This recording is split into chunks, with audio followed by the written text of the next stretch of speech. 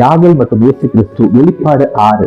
இந்த இடத்துல நீங்க பாத்தீங்கன்னா யாகேல் அப்படிங்கிற பெண்மணி நியாயாதிபதிகள் 5:24 சொல்லப்பட்டிருக்கு.